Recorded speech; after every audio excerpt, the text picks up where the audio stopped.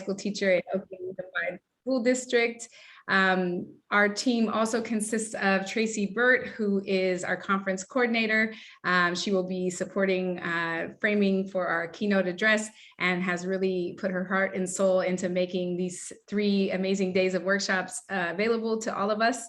And then we also have Kathleen White, who is very much the visionary for this work as well, who is retired faculty from City College Department, Child Development Department, but also continuing to lead the regional work for building out teacher pathways out of community colleges in the Bay region. And then we have Annie Chan, who is a career advisor at City College of San Francisco in the Child Development Department. So on behalf of the team, I want to welcome everyone. Thank you for all the energy and excitement that you help us build around the conference. This is very much a labor of love, and we hope that you have a generative and inspiring experience today and this week in all of your workshops. So today's conversation, Building School Resilience and Teacher Sustainability Through Advocacy, launches our 2nd annual conference. We hope that this keynote address leaves you inspired and curious, and most of all, willing and ready to continue the work of working for change in our public education system. We know that our schools need to do a better job being responsive to students and communities that they serve. And so each keynote speaker will be addressing the way that they do that work in their various parts of the sector that they work in.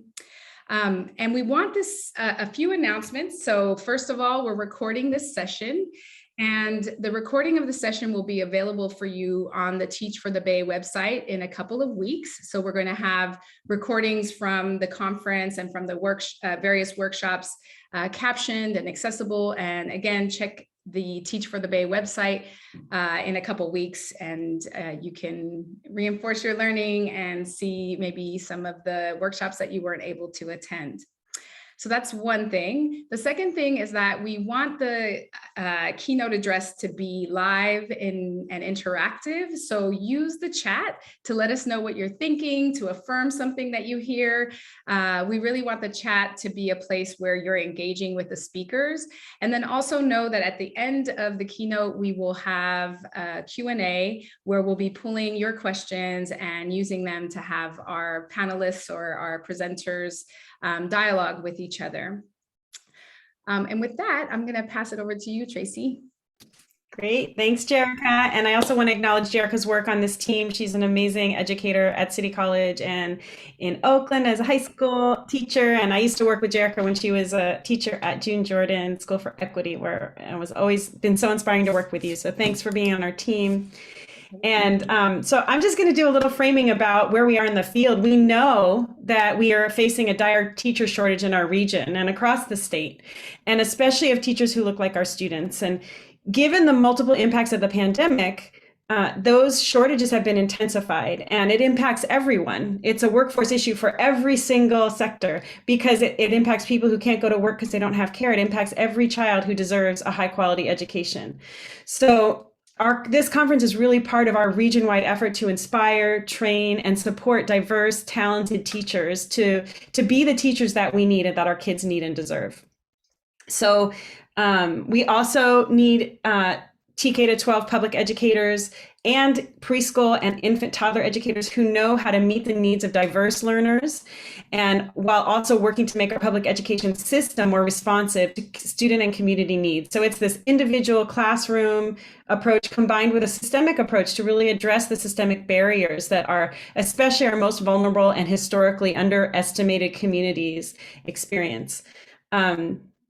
And just, this is about nurturing the hearts and minds and spirits of our next generations. And I really appreciate every single person for being here and your commitment to that mission, to that vision. It's a beautiful thing that we are all honored. It's an honor to have this vocation, to have teaching as a vocation.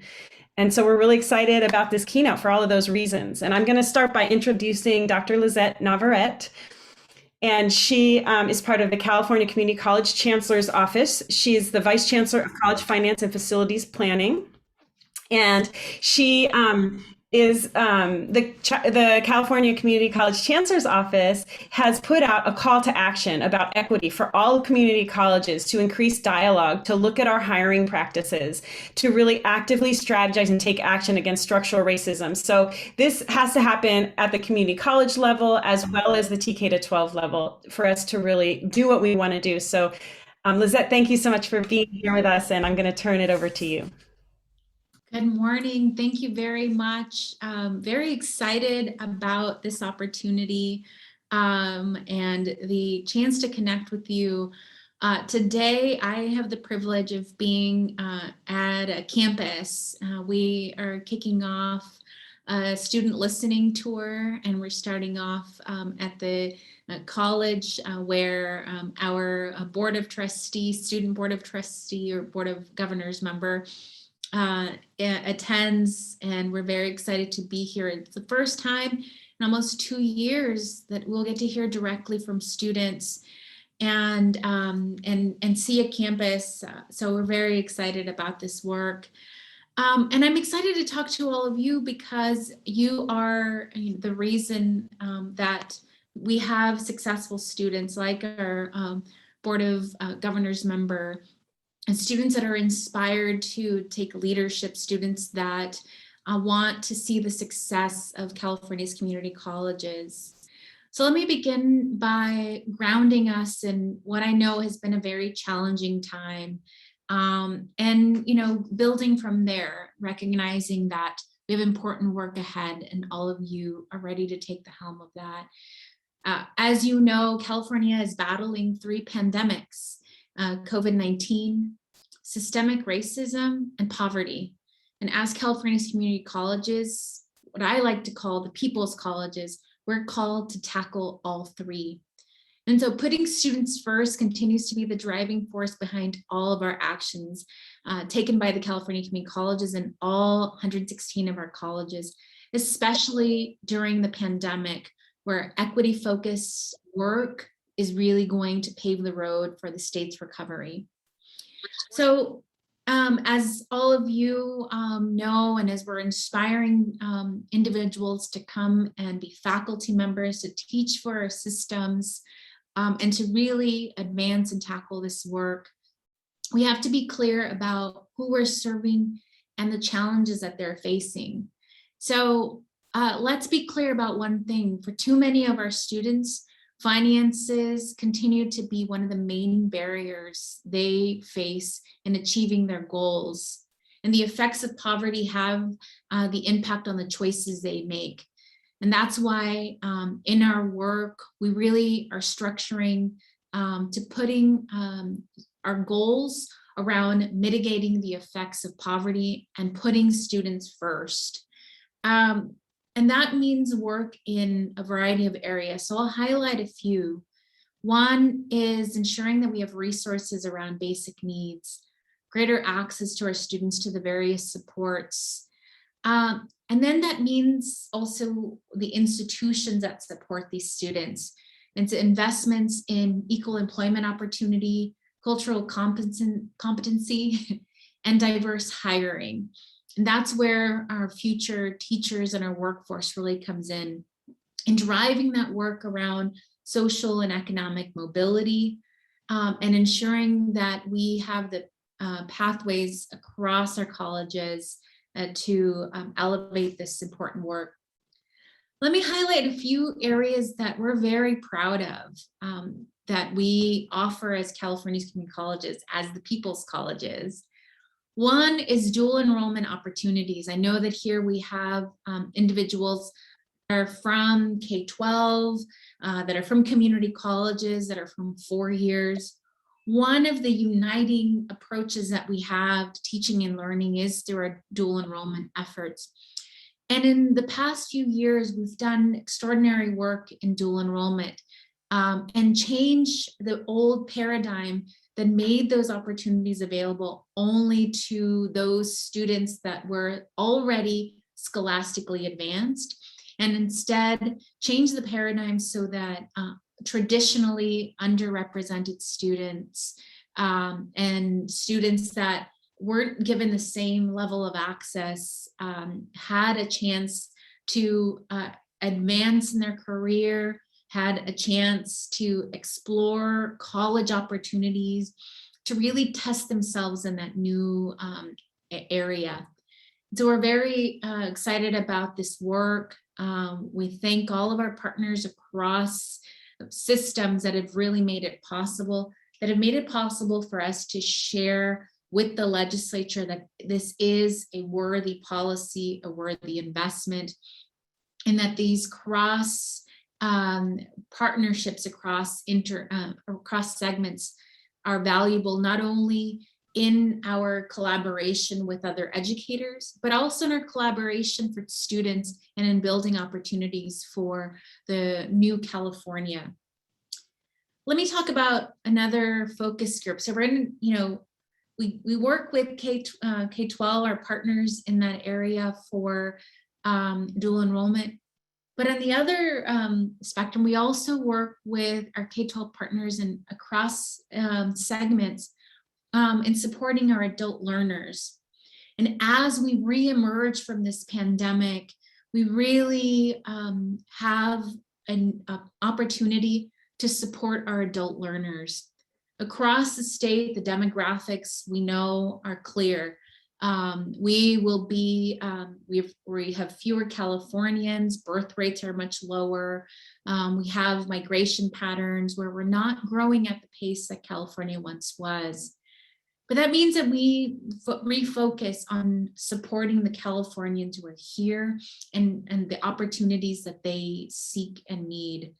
And so in adult learners, we have the opportunity to support nearly 3 million Californians that may be looking for new opportunities following this very challenging pandemic and the social impacts that it's had.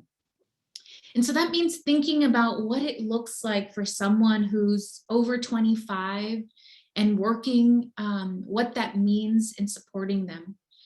Across California community colleges, we have 61% of all of our students are working and balancing school. And 64% of all students say that balancing school and work is their #1 challenge. And so if we know those statistics, if we know that students are struggling to balance these two things, necessity to put food on the table through work, and that dream to advance and reach a goal through education, we would design our colleges very differently, our classrooms very differently. And so that's what I want to challenge this group of educators to think about, the Californians that are our neighbors, that are live in our communities, and understand the challenges that they are facing to, again, support their families and what that might look like as we bring them back into our classrooms and to our campuses and support them. I also want to talk a little bit about our advocacy in the year ahead. While the legislature is on recess, that doesn't mean that our work pauses. And so we're already preparing ourselves for the work ahead and how we reinforce the importance of education and California community colleges to our state leaders. What we want to highlight in the year ahead are pathways for our students, but also pathways for educators to bring on talent that can lead us in the new eras of teaching and learning. One that is, for many of you, that is hybrid, that we're leveraging technology more. That looks different than it did even 2 years ago. And so we want to ensure that we're supporting teaching and learning, whether it's happening in person, a combination of both, or online. We want to support our educators through that work. And we want to ensure that our leaders, our classroom leaders, reflect the beautiful diversity of all of our Californian students, that they understand their culture and the value that they bring to the classroom from their prior learning and their lived experiences. And so I want to thank all of you for what you're doing to inspire the next generation of educators and classroom leaders that will help us emerge from this pandemic equitably and lead to the recovery of our state.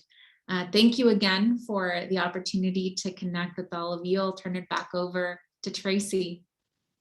Thank you, Lizette. Really appreciate your time. Tracy. And I'm going to turn it over to Jerica. Yes. Hi.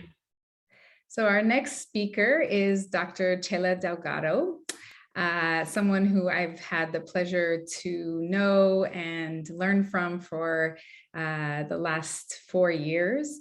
Dr. Delgado was born and raised in Oakland and is a graduate of Oakland Public Schools, where she currently leads initiatives to infuse the framework of ethnic studies in K-12 settings.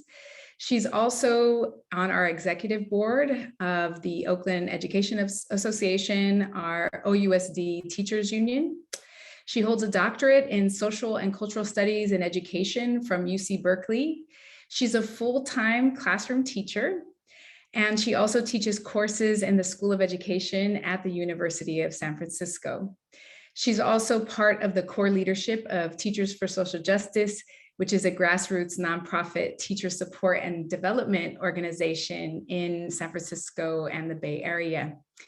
In addition, as if all of that was not enough, and I don't even think that's a full list of all the leadership that she does, Dr. Delgado is also the amazing mama of 2 beautiful school-age children, Zora and Xavier. So with that, I'll turn it over to you, Dr. D.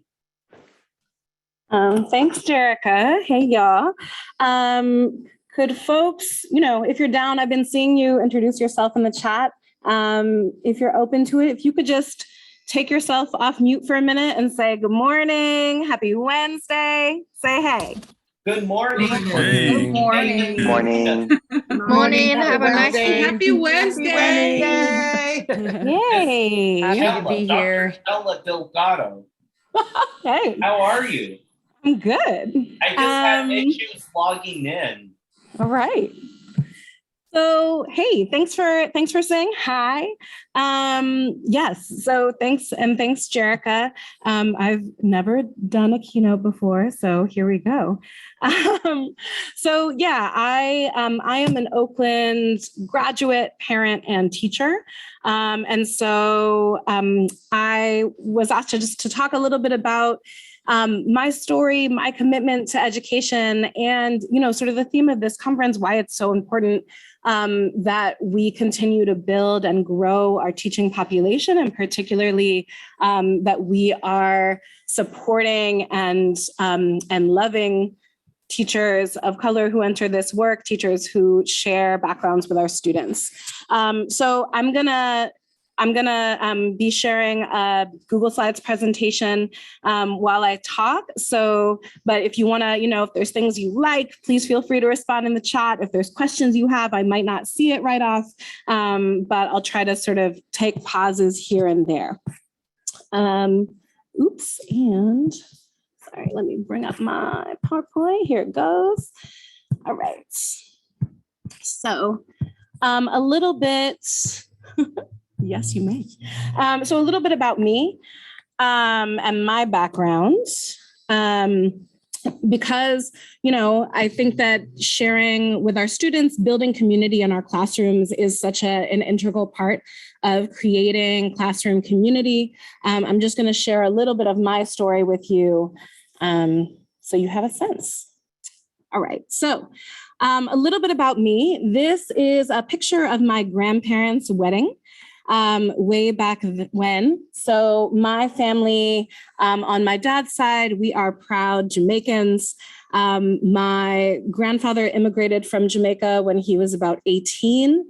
My grandmother grew up mostly in New York, but, remained very connected to the island and the culture. And we had, when my dad was growing up, lots of folks passing through my great-grandmother's house. Who were immigrating here from the island. So as a kid growing up in Oakland, that, most of our Black culture here is African-American, but I had that connection to sort of the Black immigrant experience, which was a unique one.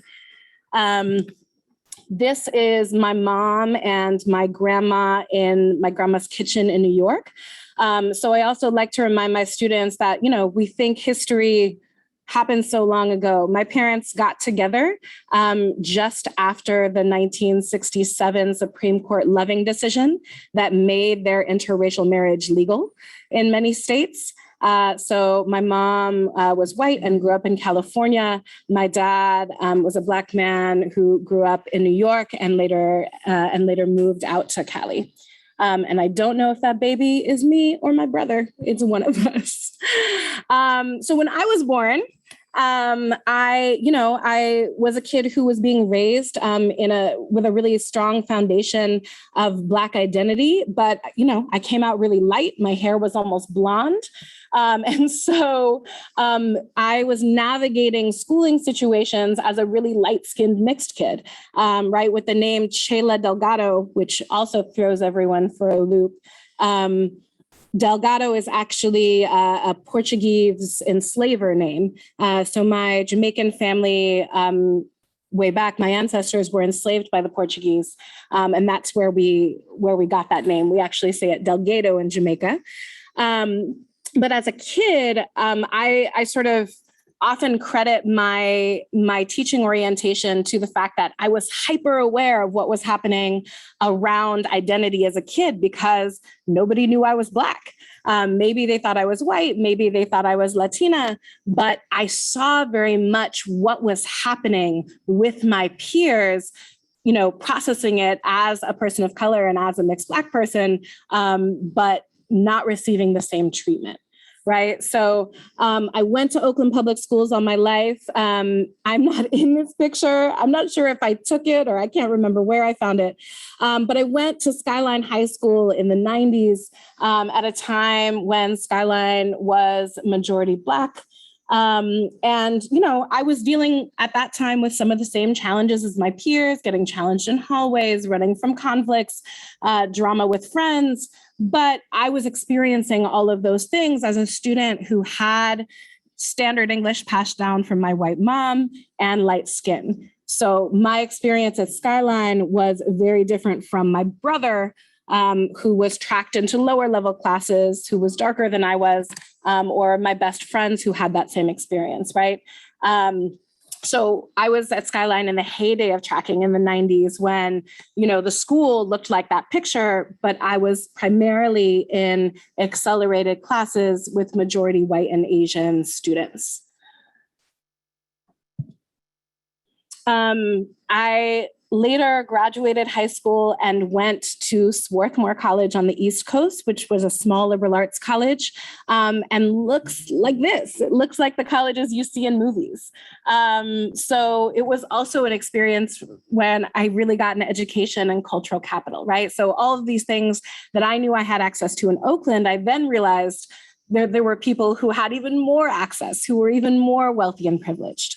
And so it was an eye-opening experience for me. And that contradiction really helped me to understand and figure out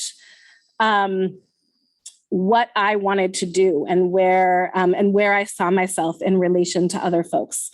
So these are some friends of mine from college, some of whom also went into education. But for me, it became really important to understand my experience through reading and books and theory. This Bridge Called My Back is a text that is a seminal work by radical women of color. And in it, I really found the frameworks to understand my own experiences in school. There's a beautiful quote from This Bridge Called My Back. I'll just read it here, that Gloria Anzaldúa wrote. "We were born into colored homes. We grew up with the inherent contradictions in the color spectrum right inside those homes. The lighter sister, the mixed blood cousin, being the darkest one in the family. It doesn't take many years to realize the privileges, or lack thereof, attached to a particular shade of skin or texture of hair. It is this experience that moved light-skinned or passable third world women to put ourselves on the line for our darker sisters. We are all family. From those families, we were on the one hand encouraged to leave, to climb up white. And with the other, The reins were held tight on us, our parents understanding the danger that bordered our homes.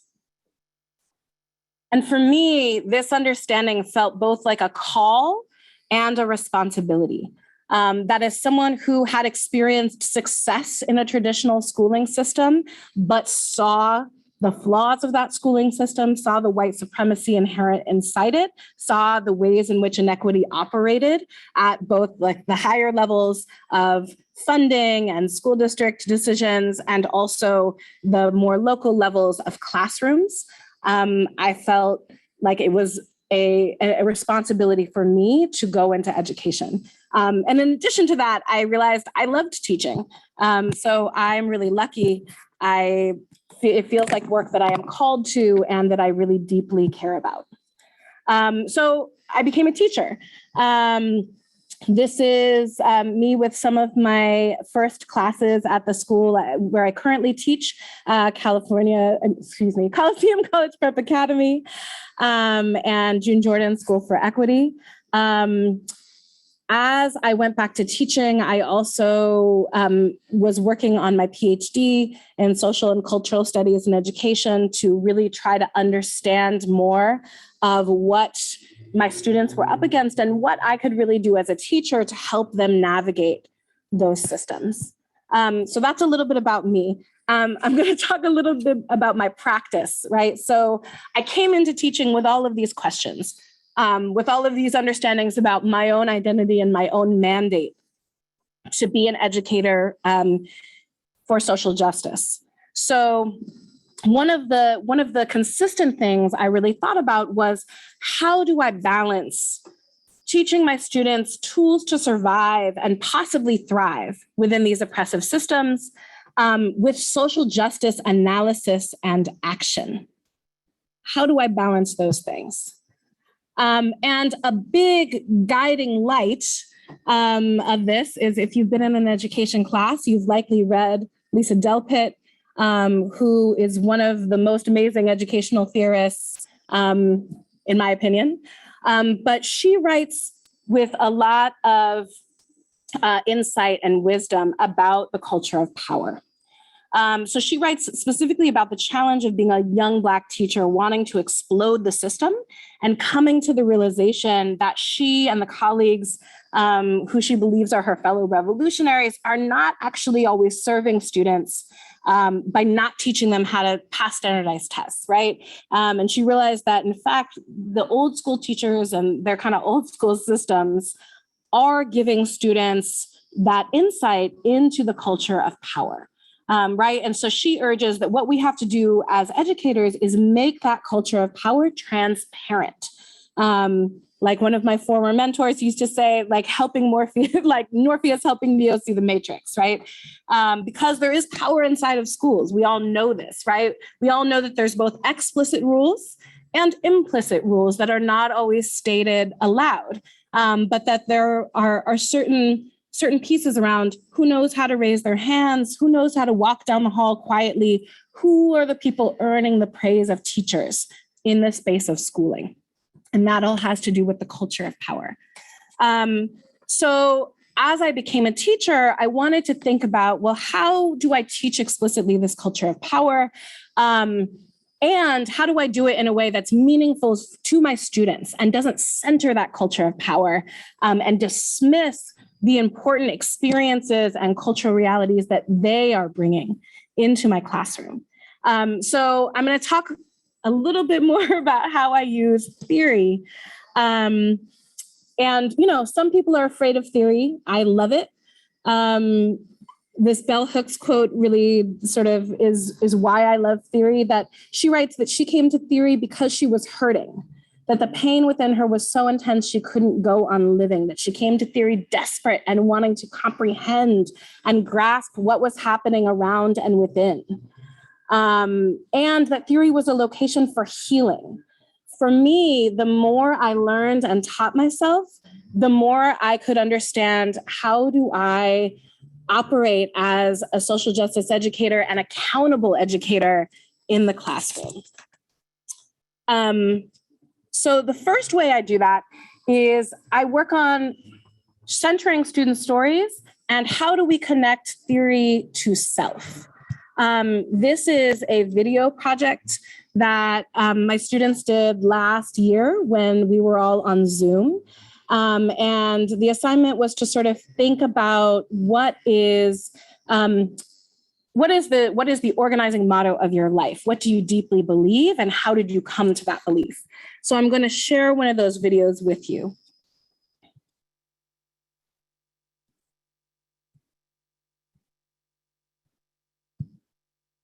A motto that I live by is a man cannot be comfortable without his own approval. This just means you really can't have confidence as long as you don't love yourself. And it's significant to me because I have always lacked self-assurance in myself for being who I am intellectually and physically. I would always compare myself to others. I questioned everything I did, fearing that I was not good enough or that I was too dumb. For classwork, I always asked people for their opinion on my answer, while we both have the same exact answer. Even if the answer is right in front of me, I will still ask if it's correct. I would seek validation in what I did at an academic level because I lacked the confidence in me to know the correct answer, and because I have a fear of failure. I was my own enemy in this situation. I would also always pick out everything I would wear or how it would look, constantly putting myself down. I would even go as far as weighing myself as often as I could, making sure I wouldn't pass 100 pounds. I even began to hold back on food. I also hated my height because it made me look like a child. Everything was too long on me. I wanted to look like what I saw on TV. White skin, tall and skinny. It was worse when my own family would put me down for the way I looked. There is no exact event that made me realize this motto. I just decided one day that I was going to start the process of falling in love with myself. I still struggle with these things today and have setbacks, but loving yourself is not linear, and it never has been. Today I talk to myself and tell myself that I am intelligent, that I am worthy, and that I'm enough, and that I'm beautiful. And I started doing things that I enjoy. When I catch myself having any setbacks, I ask myself, is this really real? Or is it all just in my head? I believe in the law of attraction, which means positive thoughts equal positive outcomes. So as long as I believe I am capable and worthy, I will be capable and worthy. That has helped me build relationships and bonds with people because it gives me confidence to be more open. It's also a lifelong motto because having confidence and loving yourself should never end. A man cannot be comfortable without his own approval. Okay. And I did ask that student if we could share, and she agreed. So one of the things I do in my classroom is we spend a lot of time telling our own stories. So you heard that student reflect on her own experience. And another thing that we do to connect it to theory, right? Like to bring in this culture of power piece is I want them to have the tools to analyze and understand their own experiences. So we begin in the beginning of the school year by drawing a life map, right? And so students choose significant events in their lives that have shaped who they are. They then represent that life map visually. So this student represented their life map as a tree with significant events. This student represented his life map as mountains that he was climbing. And this student represented their life map as flowers that were growing. So they illustrate these events in their lives, they share them with their classmates, and then we spend some time thinking about what are some of the different forces that have shaped those events in your life. Like for you, you might be thinking about when you broke your leg. How can we think about ableism and disability justice in relation to that event in your life, right? Or when you immigrated to the United States, how can we think about colonialism and imperialism in connection with that event? How can we understand your coming out story as a story of queer liberation when you told your parents you were gay in middle school? So we learn about these different theoretical lenses through definitions and narratives and film clips. This is an example. I do my best to center the voices of the people impacted by these systems. right? So this is Mia Mingus, who is a disability justice activist here in the Bay Area. And so we give the definitions, and we also give narratives from folks who are impacted by these systems. So we spend a lot of time with these lenses, and then students go back to their life stories and they choose some of these events to analyze using the lenses, right? So we're using the tools of academia, we're using the tools of theory, and we are giving access to that culture of power as students are still centering their own experiences and their own lives. So I'm gonna pause so it's not just all me talking at you, but I want you to actually be able to look at this student work. So I am going to drop this PowerPoint in the chat. It's on the settings that you should be able to view it. And if you look at slide 27, 28, or 29, okay, there's the slide deck in the chat.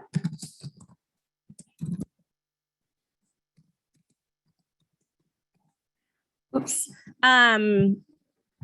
You should be able to click directly on the slides and read some of the students' own words. So I wanted to make sure that I'm not just talking about what I do, but I'm bringing in my students' voices because I think that's also a key part of educating for social justice. So it's 10:43. I'm going to give like 4 minutes for folks to take a look at these slides. And I'm going to play some music while we do it.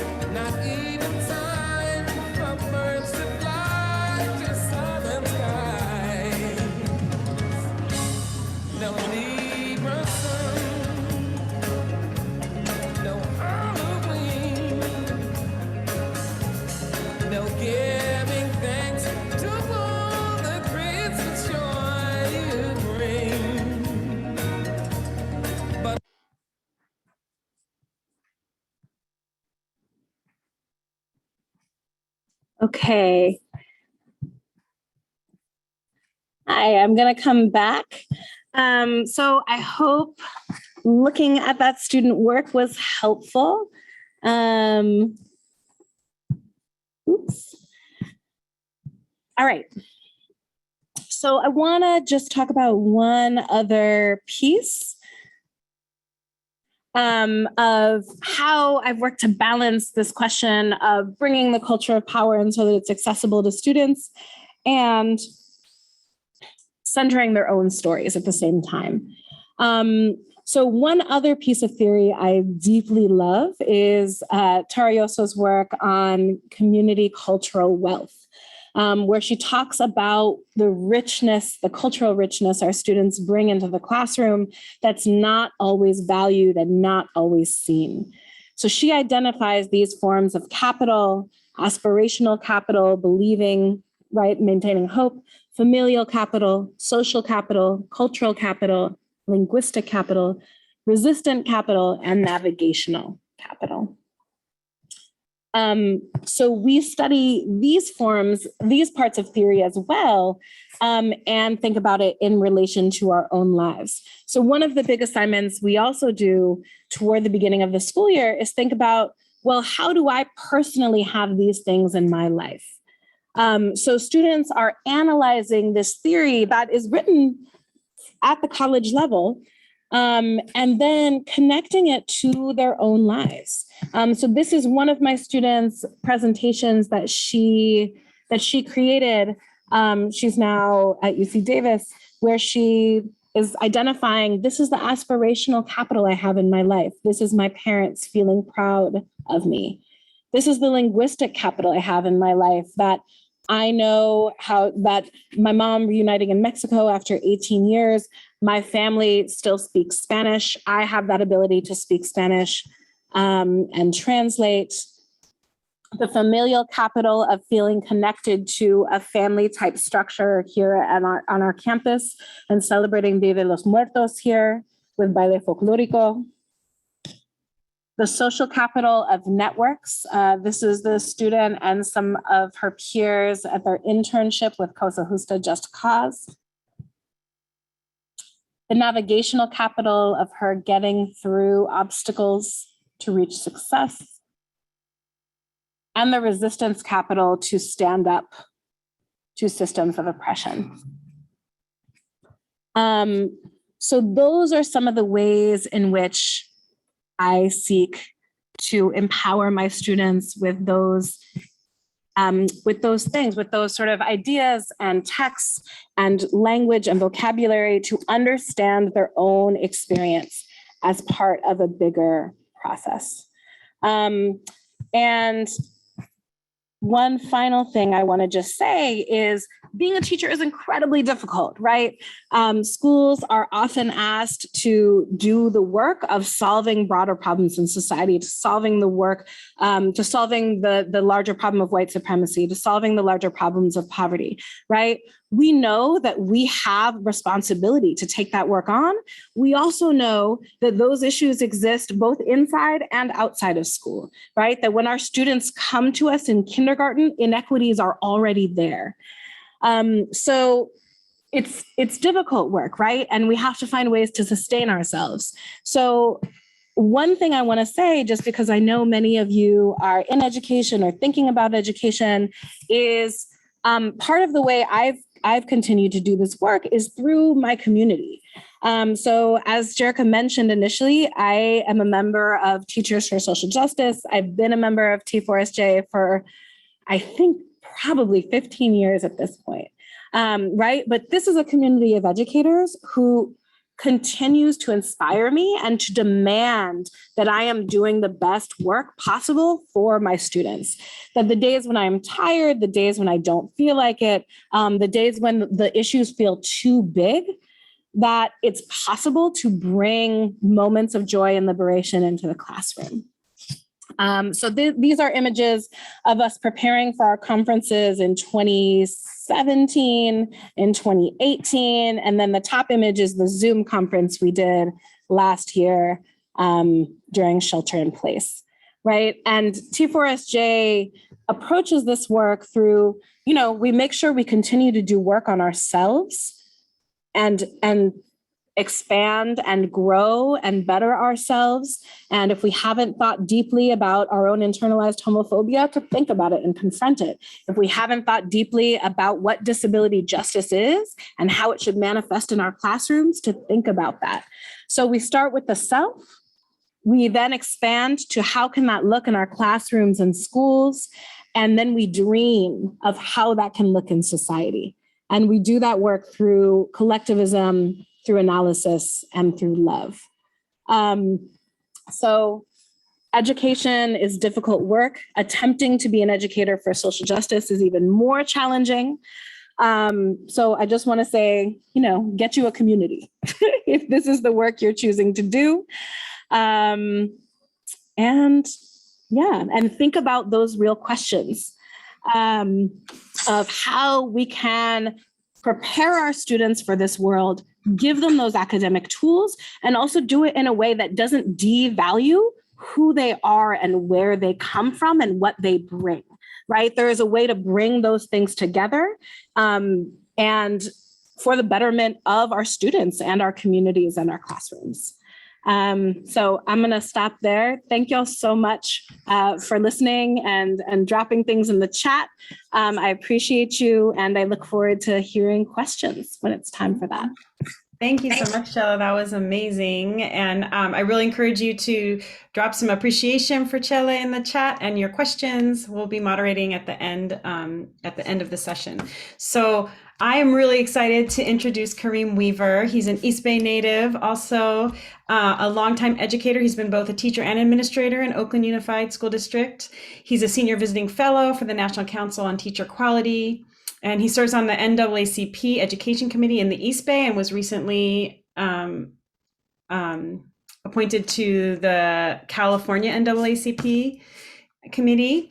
And he's also the co-founder and leader of FULCRUM, which stands for Full and Universal Reading is a Universal Mandate. And I teach a class on learning disabilities, and I was doing some research online, and I ran across the NAACP's their campaign to change the way reading is taught in Oakland so that all students can learn to read. And I know that we all share the vision and the belief that all children have the right to read. And I'm excited to learn more about it and dialogue about all the ways we can get there. And so, Kareem, I really appreciate your passion that you bring and the solutions. So with that, I'm going to pass it over to you. Let me see if I can't,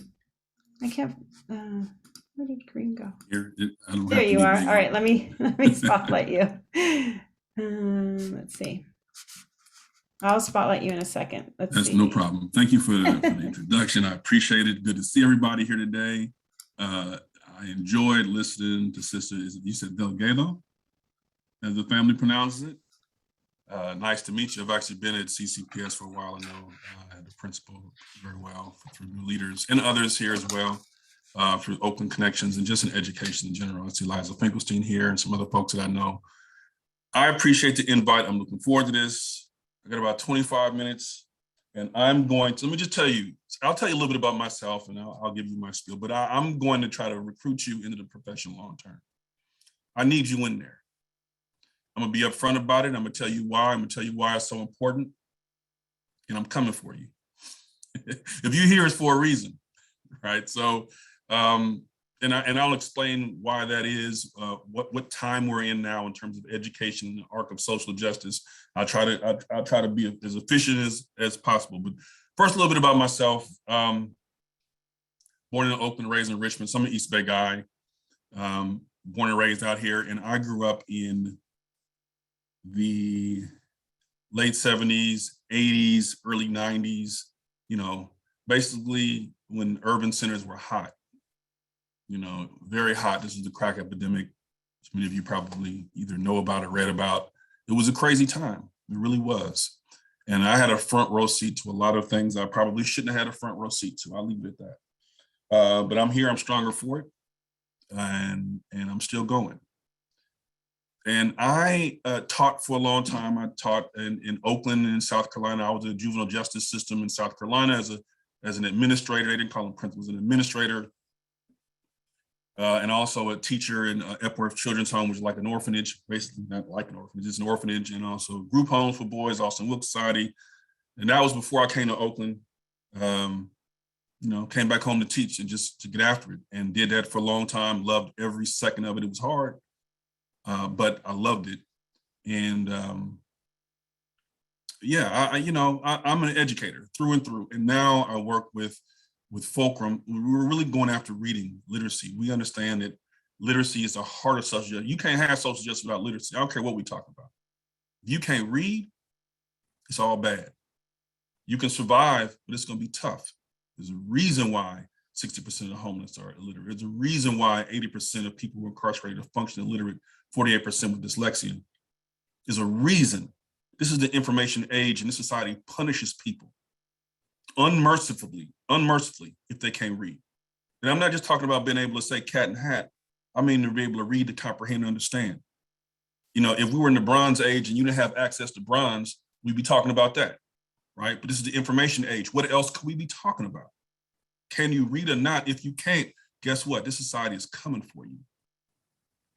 So with that little bit of joy, let me just start by saying just a little bit more about myself. I knew I wanted to be a teacher. I knew it. I just my background growing up in Richmond and seeing the things I saw, I knew I wanted to be an educator. I knew it. The challenge, though, was that when I went to college, so I'm a first generation college student. My mom graduated from college later in life, but I was the first one in my family on both sides to go to college. And so I don't know if you all had experience of this. You may be able to relate to this. I don't know. But when you're the first in your family to go to college, you owe some folks. Some people sacrifice for you to get where you at, and you feel it. And so I knew I wanted to be a teacher, but after I made my money, I had to make my money first. I was going to make my money. I was going to do all these different things in the community, build grocery stores and this and that, and help out my parents, all that stuff. And then I teach. But I had moral debts to pay and obligations to pay. I had to support folks. That was my mindset as a young man. And then there was an intervention. I was in graduate school for psychology. This is in South Carolina. And I was singing in a church choir. Yeah. And I passed out. Started in the back row, and when I woke up, I was in the front row. Now, some of you who are familiar with, kind of the charismatic church and African-American culture, they thought I had the Holy Ghost. So they fanning me and praising and jumping up and down. Oh, the Spirit is moving on me. I almost died. And what the doctors told me was that I didn't know it, but I had a heart condition. One of my ventricles is extra thick, and so it doesn't get all the blood it needs to, or all the oxygen it needs to, and all stuff. And they were amazed that I was still alive. Right? There's no cure for it. If you've heard about athletes just drop, that's what I got. Hank Gathers and some of these others, and nobody explains it. That's what I have. So I was given the gift early in life of absolute total clarity that the illusion of time has to be discarded.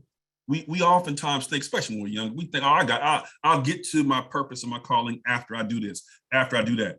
When I finish this, and you think you got time, maybe you do, but we just don't know. And so at a young age, that illusion was stripped away from me, thankfully. And I realized, man, I want to do what's in my heart to do. I don't even know how much time I have.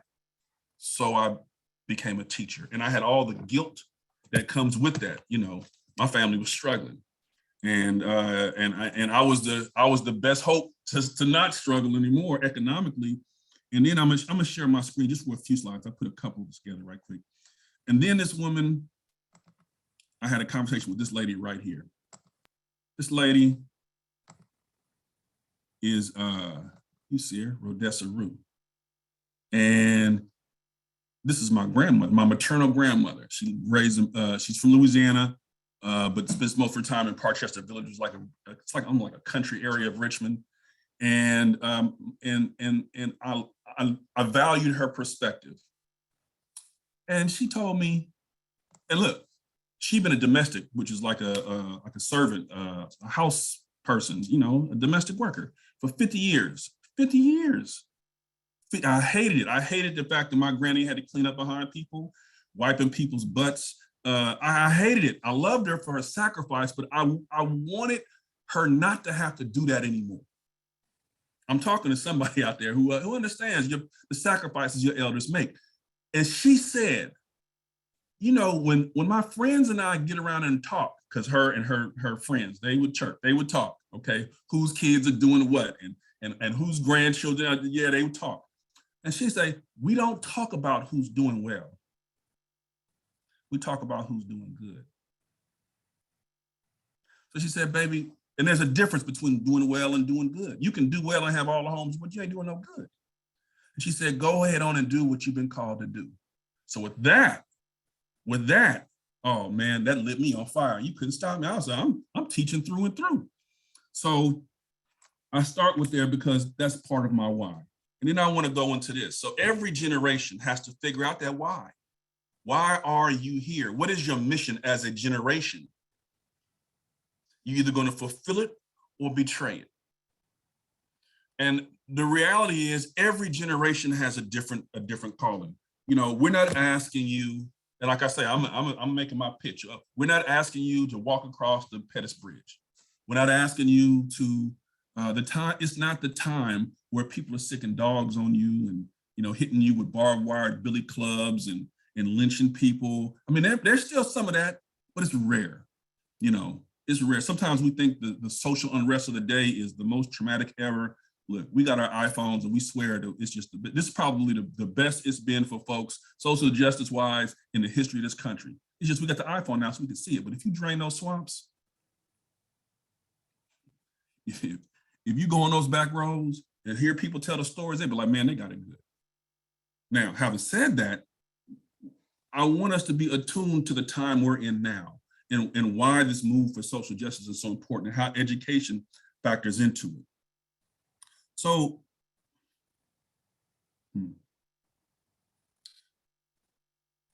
you may be familiar with this person. I'm sure many of you are. This is Maya Angelou. She was a poetess, a great thinker. She was a social justice advocate, a lover of life. She was a beautiful spirit and a leader in her own way. And she said something that, this is a 1995 interview, Mother Jones Magazine. And she said, eliminating illiteracy is as serious today to our history as the abolition of slavery. And, you know, I think about that. And I'm putting that before you because we hear a lot of talk about different things that you can do and get involved in. The most radical thing you can do, and we're talking about in American history, ever since 1860, Nat Turner's rebellion in Virginia, where they went across the countryside and killed some people trying to fight their way to freedom, and anti-literacy laws cropped up all around the country. From that day till now, literacy has been the battleground of social justice in this country. Who gets access to the word, the written word? Who gets access to knowledge? Who will remain ignorant and then therefore be subject to be used and manipulated to our various systems that we have? Who gets access? That's the question. And so what I wanted to just come by and say a few words about today, and thank you, Tracy, and the team for inviting me, is to just talk about what you can do, what we all could do. So we have known in education since the 50s how to teach children how to read, probably before that, but definitely in the 50s. A series of articles came out, research was being done, and it's amazing that the federal government weighed in on it several times. With the National Reading Panel, which is a report, you can Google it up. But this Office of Justice, the Department of Justice, this is about 20 years ago. Oh God, 30 years ago. Oh, I'm getting old. 30 years ago, they came out with a report that said, look, if you want to keep, because we often hear about the school to prison pipeline, and in many ways it's becoming a buzzword. Not that people don't know it's true, but it's a thing. Well, what do you do about that? Well, the Department of Justice, which is where the prisons are, they said 30 years ago, look, if you want to keep people out of jail, teach them how to read. They made this proposal, and I don't have time to go through all of it. It's amazing, this report 30 years ago said if you want to reduce recidivism, especially with these young people, you got to teach them how to read. You got to teach them how to read. I'm talking about all kids. I heard someone mention ableism before. We're talking about people for all neural processing styles, people from all backgrounds, all linguistic patterns. Teach them how to read. Because every 30 years or so, this country has kind of it's kind of a loop. You know, social justice is an arc in America, but it does bend towards justice. So we talked about the 1860 in Nat Turner's rebellion, but it goes all the way back to 1830s and the mission education here in California and how we did and didn't educate those in the mission system. You know, immigration wave. And then in 1890s, Plessy versus Ferguson, which basically says it's okay to have people separate, just make sure that it's equal, separate but equal.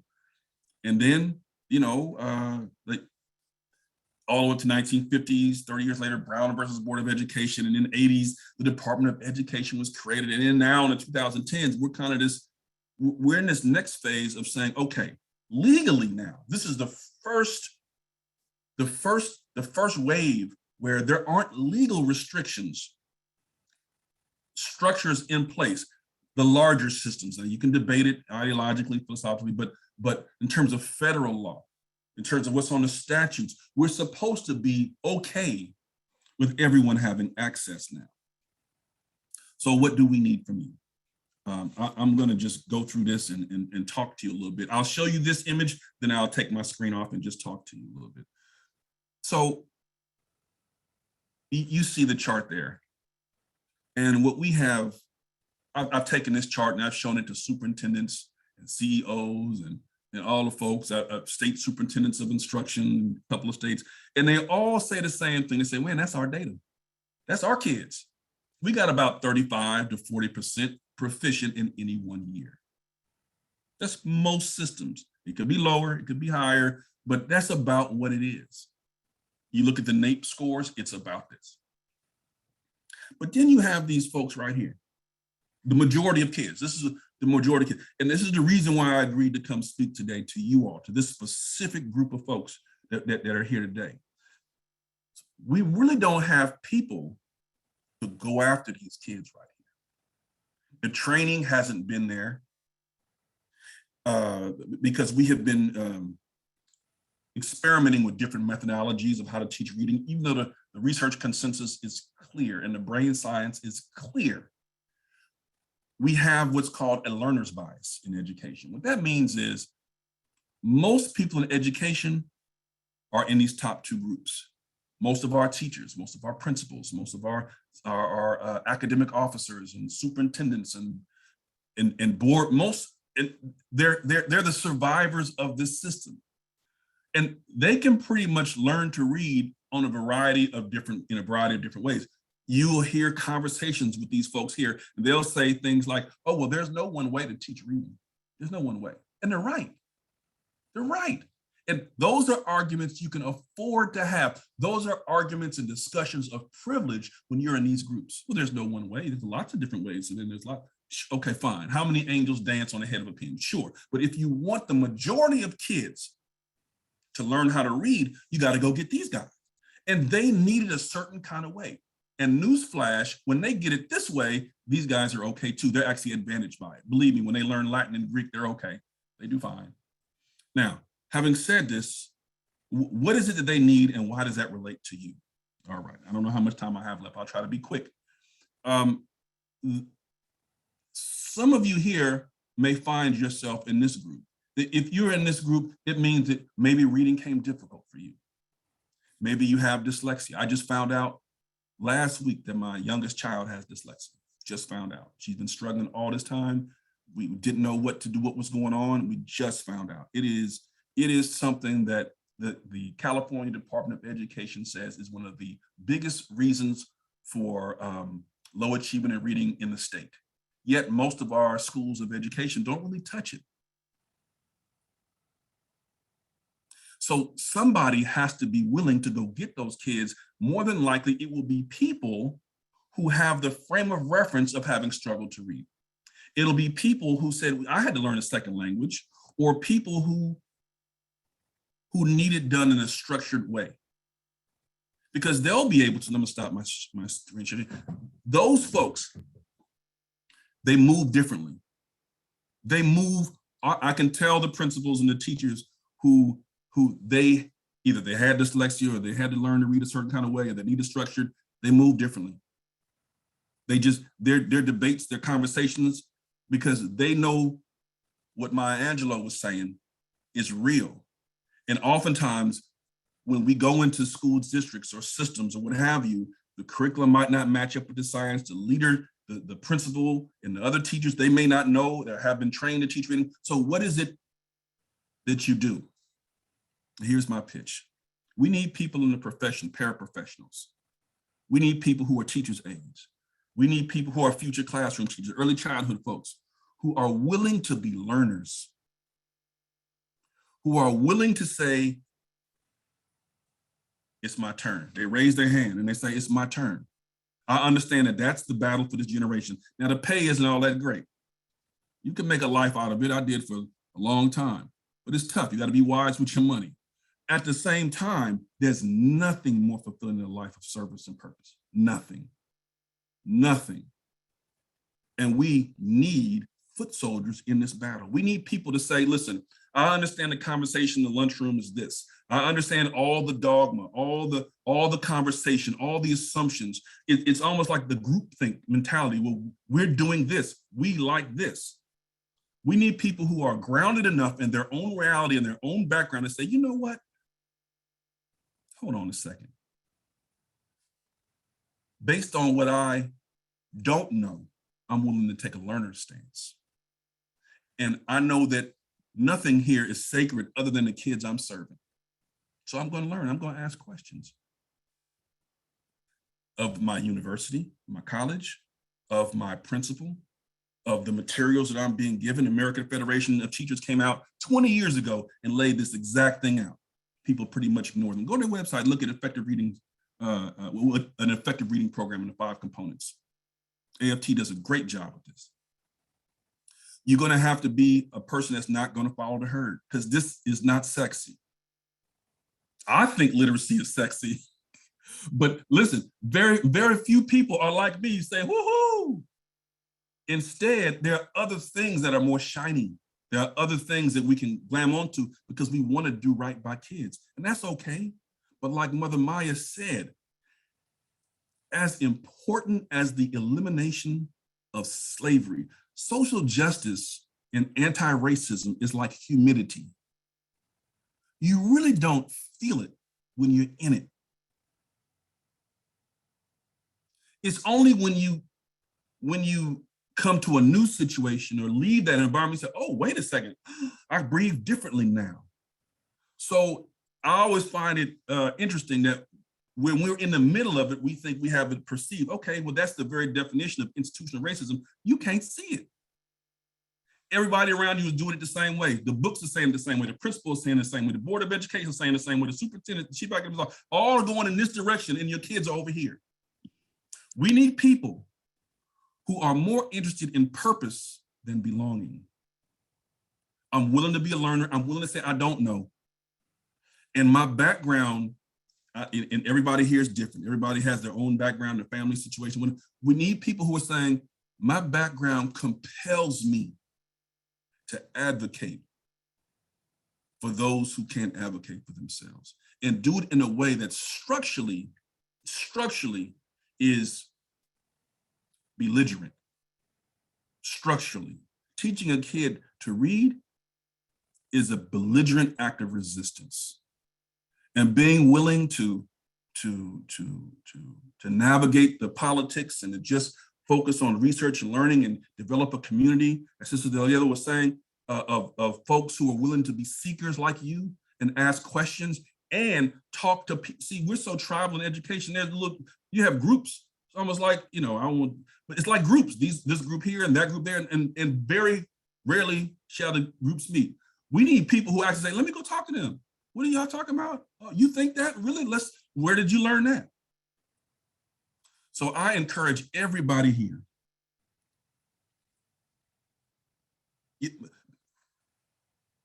to ascertain their why. And if Put the money aside for a second. That's real. But if your why says, I'm supposed to be a teacher, man, let me say something. There's no more fulfilling profession. No more fulfilling profession. I've sat in rooms with people all over the world who have different titles and and they asked me to introduce myself, and I said, I'm a teacher. And that's all I say, because that's enough. That stands on its own. To be a teacher is a position of honor. I know in this country sometimes, I'm wrapping up, I know in this country sometimes we don't value educators. But here in this forum, I want you all to know we need you. History is calling you. The arc of social justice is in this direction. There's a shortage of teachers. To be a person to render service and to be humble and to be an aggressive learner, I urge you to consider it if that's your calling. And like Sister Delgado said, to come up with a community of folks that you can learn with and engage with. It is nothing better than to be a teacher. And I respect your journey. I appreciate you coming today. And I just want to plant that seed in your mind, okay, to consider this profession and to take it seriously. Thank you. Thank you, Kareem. I really appreciate. I'm thinking about the connections between both of your talks and how much we need to do, and what that both our community and belonging, and starting with students and centering our work around students' experiences, and using structured approaches to teaching literacy. And also for me, that's what I believe after teaching about learning disabilities for so long and looking at the barriers and systems for students with dyslexia in particular. And when we can do that, when we can be fierce, when we can ask ourselves questions, and we can be fierce in terms of the way that we advocate for change together, I feel like it can all work together. And it's, I wanted to invite people to ask questions in the chat. Jerica and I are going to kind of look at the chat questions and moderate a little bit. So, and to start, Chela and Kareem, I'm curious to hear either of you speak. Maybe Chela first, since Kareem just spoke. What do you see as the connections between the different kinds of work that you're talking about, or how do you see the relationship? Between what's just urging us toward, which thank you, Mr. Weaver. So I don't know what your preferred title is. Yeah, I mean, I think that I am in agreement that we have to, sometimes we skip over that piece of how are we helping students have the basic tools to succeed in schools, because we're so excited to help them understand the bigger world. And I think particularly folks who are social justice educators, we sometimes, want to skip, we're like, I'm trying to talk about liberation. Like, I'm ready. I want to bring these big visions. And those big visions are key. And also, we have to make sure that on a basic level, our students can access and be successful within these systems that we've set out for them. Whether we believe in them or not, things like standardized tests are gatekeepers for our kids. And so we don't want to be centering those standardized tests as if they are the most important thing, but we have to be able to teach our students how to get through those gates so that we can be having those bigger conversations about liberation. And so I'm very much in agreement that literacy is absolutely everything. And we need to make sure that focus is there. Yeah, I just quickly echo what Chela said. They're absolutely linked and connected. And we disconnect them at our own peril or the peril of our students. But sometimes the easiest things or the most simple things we make complicated. We come up with a theory of change and a this and a that and all of that, and that's all fine, sit around the table, but man, they can't read. And I've worked in prisons before, and they can't read. They just can't read. And dyslexia is real. And it's unmathed, the dysgraphia, dyscalculia, and things like that. But we as a society have to decide, and I think here's the connection on what do people deserve? What access to society do people have a right to have?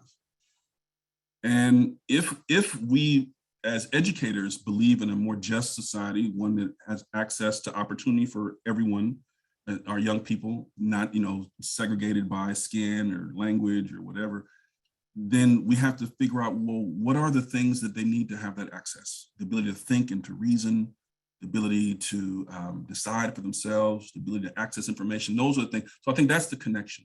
In a just society, like what are the key pillars that kids need access to? And literacy is one, but so are, there are other things, but you got to have that one. I'm wondering, so I want to again invite everyone to put questions in the chat.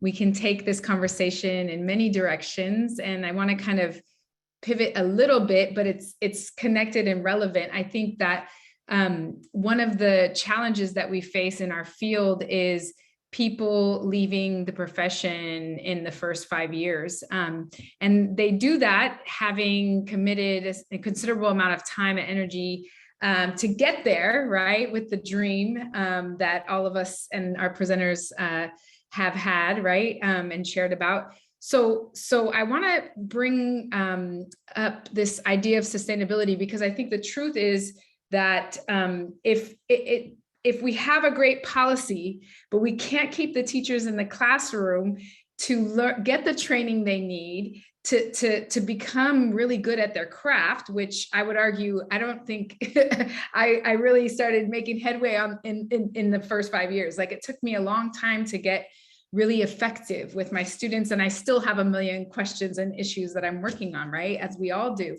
But so my question to both of you is, what do you think, and you touched on this a little bit with your stories, but what do we need to do to sustain educators in the classroom? What are the ways that what have you seen teachers engage in? And then what have you yourself done to stay engaged in the work as long as you have? So I think for new teachers, this is a really important conversation and maybe question people have, like, how can I enter a field with such great challenges and stay in the work long-term? Chela, you want to start off? Sure. Yeah, thanks, Jerica. I mean, yes. So I think I've been an educator for 15 plus years now, and seen a lot of strong folks leave, and particularly, folks who need to be in education, who come from our communities, who have the vision and the energy to make the changes that we want. And so I think, there's a couple of levels, right? I think, like, at a societal level, we've seen in the last 2 decades really an unprecedented blaming of teachers for a lot of problems. I think that, when in the early 2000s, when we had the passage of No Child Left Behind and the first widely available data about the extent of racial inequity in schooling, it was a call to action. And really, I think it was a missed opportunity, right? Like, it was a moment where we could have said as a society, white supremacy is still shaping a lot of our educational outcomes. How can we approach this? And instead, there was really kind of a shift to this idea of, like, these lazy teachers aren't doing enough. And I think we saw a resurgence of that during the pandemic in this last year. There was so much put on teachers, right? From the perspective of, like, and I understand my kids were also home, right? Like, I was also seeing the Zoom school and feeling really frustrated with the things that my kids weren't getting. But as an educator, I had the understanding that, like, for everything my kid isn't understanding, or this doesn't work for him, there's other students for whom it might really be working, right? Because the classroom is big and different things work for different students. So I think in general, we need to have a more collective and a more structural understanding of the problems in schools. That's not just about teachers and our classrooms and what we're not doing, right? And, I don't want to let us off the hook. We need to improve for sure. But I think that oftentimes we are narrowing it down. We are pinpointing it too small, that it's just about the failure of teachers and not about these broader social issues. I also think as an educator of, many years experience now, there's not many opportunities for our leadership. So, I have a PhD in education. I teach some graduate classes, but I'm like, I don't want to be a principal. I want to stay in the classroom. And if you're an educator who wants to stay in the classroom, there's not very many opportunities to share your wisdom and experience with newer teachers, which is sad because newer teachers are leaving the classroom in part because they don't have strong mentors. So the final thing I just will say is I mentioned community is just so key. Community at your school site. And if you can't find it at your school site, look for community elsewhere. There's folks I deeply love at my school site and, folks who, we don't really get down like that. And that's okay. Because I have my community of teachers for social justice, who are the folks who will tell me, if they're like, you're really, the way you're talking about that student, that's not okay. You need to shift your narrative on that. And I'll be like, oh, you know what? You're right. I need to pull back. I'm clearly frustrated. I need to try it again and remember to start with my students' strengths, right? And you have to have folks in your life who will call you on that as a community. So yeah, those are just 3 things I think sort of a more structural analysis of the problems of schools that isn't just about teacher blame, opportunities for teacher leadership and strong teacher communities. Yeah, I'd agree with those. Too. Teachers, people leave for a lot of reasons. They leave for a lot of reasons, but the biggest one is sometimes people don't feel like they're making a difference and they get overwhelmed by some of the nonsense that you have to wade through. Look, like I said during my talk, the money's not all that great. People have, these credentials and they could be making more money with those credentials. Let's just be real about it, but you kind of know that going in. You kind of know that the systems aren't super functional. You kind of know that it's a hot mess at times. You kind of know that, all right? Not maybe to the extent that you see, but you kind of, but the one thing that you're hoping for when you go into the profession usually is, I'm gonna make a difference. I'm gonna get in there, I'm gonna learn, I'm gonna do this, I'm gonna do that, and I'm gonna love the babies, we're gonna get them going. And if you start to feel that you're not making a difference, that's when things start to unravel. And if you don't see a pathway to get there. So that really is on the teacher prep programs and on the district or charter PD offices or whatever. The people who are training and supporting teachers, they have to be top notch. They have to be. And here's something that I offer to the folks who are here. You have to kind of be in charge of your own learning. I hate to say that, but it's kind of true. Yes, those systems and those structures and those institutions are designed to support you, but you have to be prepared for the reality that sometimes, they didn't go to school to be a central office professional developer. They're learning it too. So you may have to be the one, you and your colleagues, to develop a community of practice where you can research, look at things, discuss things, and have a community of learners that can help fortify you within the profession. So I think that's the biggest thing. And also, we have to be willing to give and take feedback. And that is, I'm talking about, as she said, everybody in the system. It's as if we expect teachers to be able to take feedback and give feedback, but then the principal can't, or the superintendent can't, the chief academic officer can't. Guess what? They're jumping all over the place. They leave jobs like that as the chief academic officer or whatever it is. No, actually, you need to be able to be accountable for these programs you got us going on. And the fact that we don't have time to prepare for stuff, they've got to be able to engage and take feedback and give feedback too. It can't just all be on the teachers. But as a teacher, if I want to stay in the field and if I want to be in the best position possible, I want to be prepared, especially with classroom management. That's the number one thing that a teacher gets out of read. And then 2, I need a community of practice, some folks I can talk to that I feel, I have somebody to talk to in a constructive way as I go forward. I would say those are the 2 things I bring up in addition to what she said.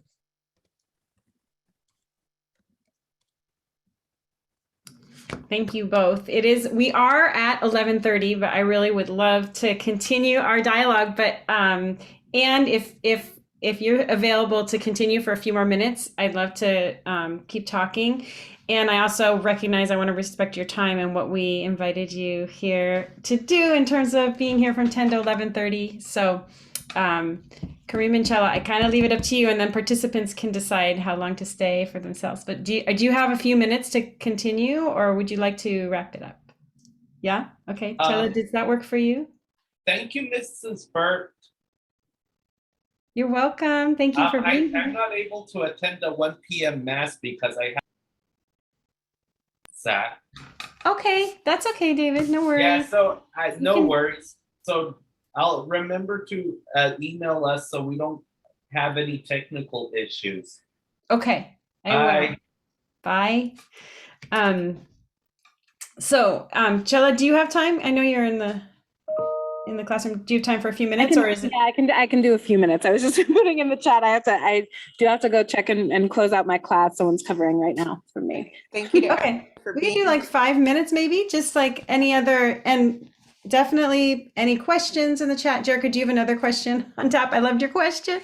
I feel like, I'm not sure I have another specific question, but do either of you have other things that you want to share with us? I mean, it's really inspiring to hear what you say about, about vocation. And I think as teachers, it's so important to start everything we do, every PD. And as a teacher prep teacher, that's a really good call to action for me to deepen my work and my commitment to so many of the pieces that you've talked about, and to really, I talk a little bit in my classes about finding a community when you start as a teacher, but I feel like you have both given me this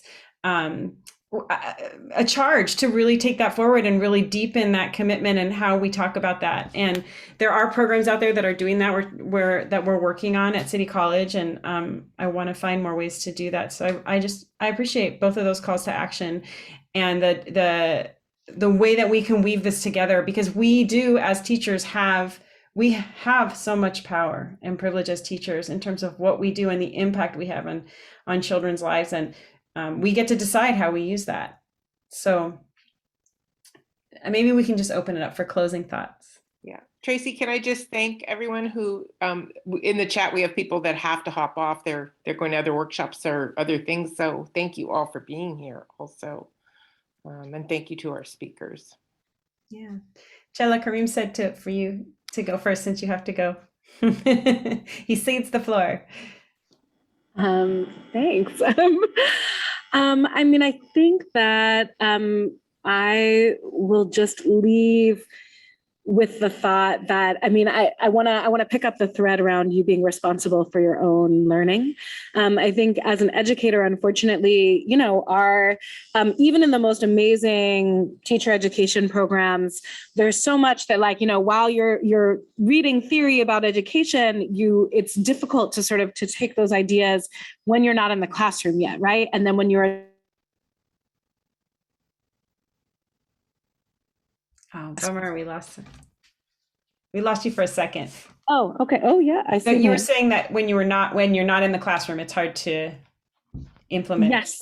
Mm-hmm. Yeah. So I'll just close by saying, I mean, I think that, you have to find your own opportunities for the frameworks and ideas that are going to speak to you. And when you're getting into education, I really, really want to encourage folks, when you're thinking about teaching, the most important thing I think you can do is to observe other teachers and to come with hunger and humility with those other teachers. I think oftentimes, we see a teacher doing a certain thing a certain way, and we're like, ugh, like that's so boring, or that's so routine, or why are they doing, and I think that oftentimes we don't bring that humility and that hunger about that. Might be a teacher is doing that because they're trying to create a safe enough space in their classroom so that they can then open it up for students, right? Or they're trying to create routine because they know that their students are coming with low reading, right? And they are trying to work on literacy, and they have to follow a very particular protocol to generate the levels of literacy that are needed. And so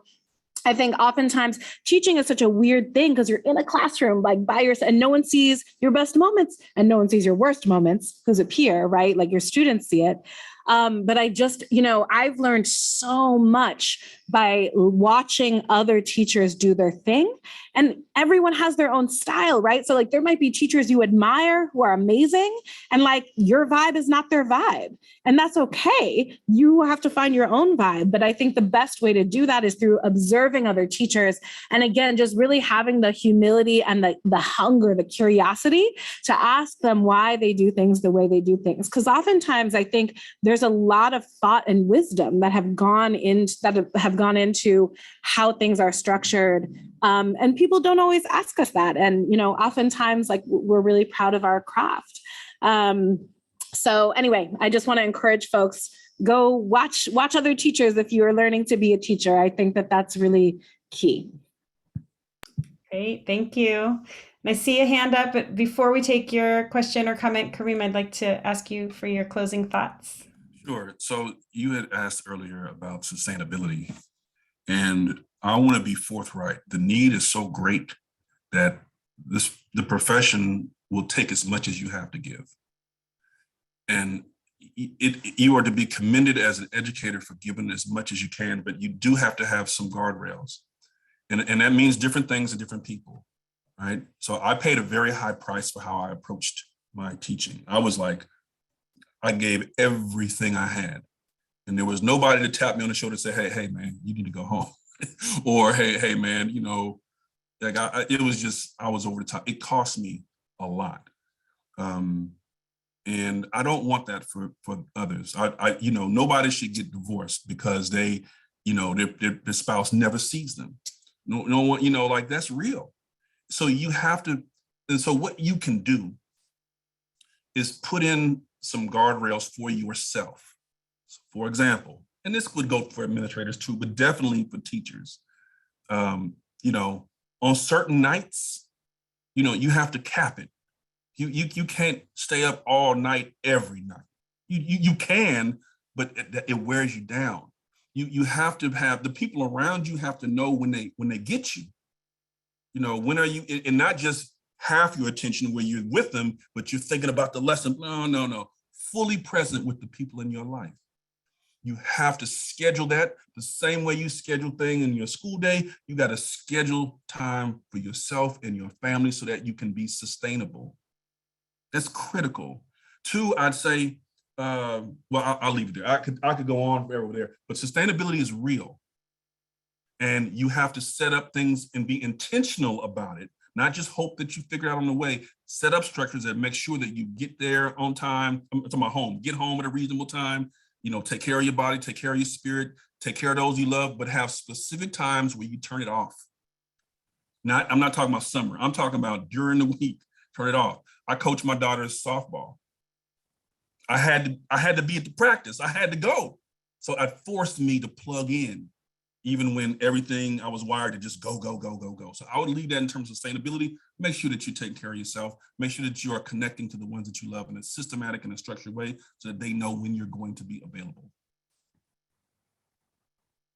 Great, thank you. I think we do have to wrap up, but if people can stay, we can have some dialogue. So Chela and Kareem, thank you so much for being here. It's really inspiring, and I want to take like little snippets of your videos and put them in my classes. So hopefully that's okay. We will post the recording. So thanks again for being here. Thank you. Take care. Have a great day. Patricia, do you want to ask your question or make a comment? Oh, yes, just a little comment. I think that being a teacher is not easy in any part of the world. And some countries have it even harder. So it's not an easy job, but it's always rewarding. But I think it's vital to have a mentality or a culture of cooperation among teachers. I think that is vital. Mm-hmm. Not that mentality of competition, but the mentality of cooperation. That's all. And I really want to say thank you to the key speakers, because I have enjoyed a lot and I've learned a lot today with your teaching. Thank you for being here. Thanks.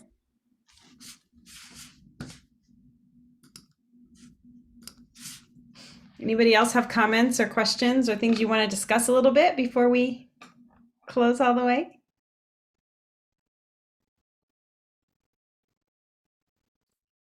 Okay. I just want to thank your team. It was very, very interesting. I'm partners with Kareem, but I really enjoyed all three keynotes and your facilitation. And it's a great conference that you're giving.